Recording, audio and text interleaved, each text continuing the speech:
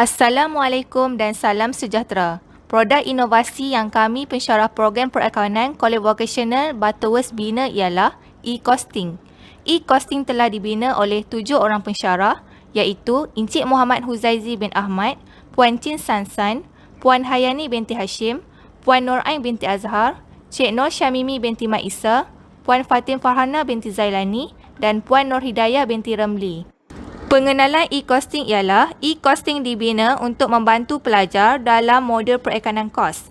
Dalam modul ini, pelajar diperkenalkan dengan cara pengiraan kos sesuatu produk secara pengiraan manual. Kemahiran ini mampu membantu perniagaan untuk menetapkan harga jualan produk dan cetusan idea inovasi e-costing adalah untuk melaksanakan pengiraan secara automatik bagi membantu mengurangkan kesilapan di dalam pengiraan. Dalam modul perakaunan kos, pelajar sering melakukan kesilapan dalam menyediakan helaian kos pengeluaran secara manual, mengambil masa yang agak lama dan pengisian template yang rumit menyukarkan aplikasi harian bagi pelanggan. Penerangan inovasi bagi e-costing ialah: yang pertama, untuk menggunakan aplikasi Microsoft Excel kerana boleh diakses dengan mudah. Yang kedua, menggantikan pengiraan secara manual kepada pengiraan automatik yang pantas. Yang ketiga, untuk membantu pelajar mengurangkan kesilapan dalam pengiraan.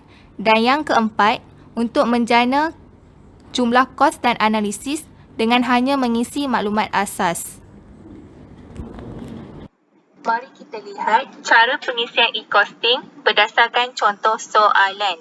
Soalannya ialah, pelajar dikehendaki membantu syarikat Adil Kek Marble House menyediakan helaian kos pengeluaran tanpa overhead dan helaian kos pengeluaran dengan overhead pada 31 Disember 2021.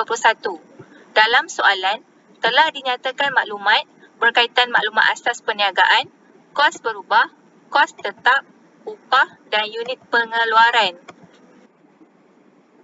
Jom kita lihat kaedah menggunakan sistem e-costing satu persatu. Yang pertama, pelajar perlu mengisi maklumat asas seperti nama syarikat iaitu Adil Kek Marble House, produk pengeluaran iaitu Kek Marble, nombor batch iaitu 1, unit pengeluaran iaitu 1,200, tarikh pengeluaran iaitu 31 Disember 2021. Kelebihan menggunakan sistem e-costing ialah tarikh telah diformatkan.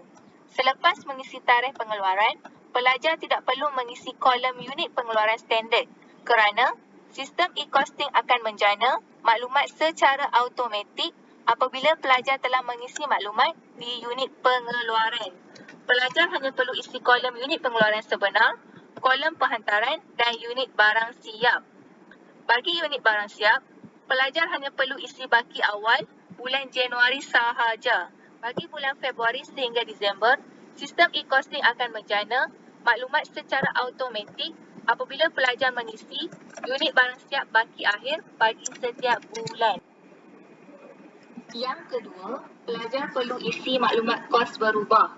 Untuk mengisi maklumat kos berubah dan kos yang lain selepas ini, pelajar tidak lagi perlu memasukkan maklumat nama syarikat. Pelajar hanya perlu isi sekali sahaja nama syarikat di maklumat asas. Sistem e-costing akan menjana nama syarikat secara automatik. Hal ini terbukti yang sistem e-costing dapat menjimatkan masa. Pelajar hanya perlu isi maklumat butiran, unit, harga seunit kos standard dan harga seunit kos sebenar bagi kos berubah. Yang ketiga, pelajar perlu isi maklumat kos tetap bagi kolom butiran dan RM. Yang keempat, pelajar perlu isi maklumat berkaitan upah iaitu kolom kadar upah sejam, tempoh siap seunit, bilangan pekerja dan jumlah kos sebenar. Pelajar tidak lagi perlu isi maklumat dalam kolom bulan kerana sistem e-costing akan menjana kolom bulan secara automatik. Selepas isi kesemua maklumat secara automatik, sistem e-costing akan menjana penyata kos pengeluaran dengan overhead dan penyata kos pengeluaran tanpa overhead secara keseluruhan dari kolom bilangan sehinggalah kolom pemerhatian. Dalam lembaran ini, pelajar sudah tidak perlu membuat pengiraan atau perbandingan untuk memutuskan bahawa setiap kos itu favorable atau unfavorable. Catatan ini dijana secara automatik setelah maklumat-maklumat pengekosan dilengkapkan. Analisis keseluruhan sama ada perniagaan ini menguntungkan ataupun tidak juga sudah dikeluarkan secara automatik. Mari kita lihat cara pengisian template manual oleh pelajar. Apabila pelajar mengisi helaian kos pengeluaran secara manual, mereka perlu memasukkan semua maklumat dan mengira menggunakan kalkulator. Tetapi, apabila menggunakan sistem e-costing, pelajar hanya perlu memasukkan maklumat dan secara automatik sistem e-costing akan melakukan pengiraan. Implikasi penggunaan sistem e-costing ialah dapat membandingkan pengiraan manual dengan hasil janaan e-costing, menjimatkan masa dan pelajar dapat mengaplikasikan pengetahuan secara praktikal untuk membantu industri kecil dan sederhana dalam menyediakan penyata kos pengeluaran.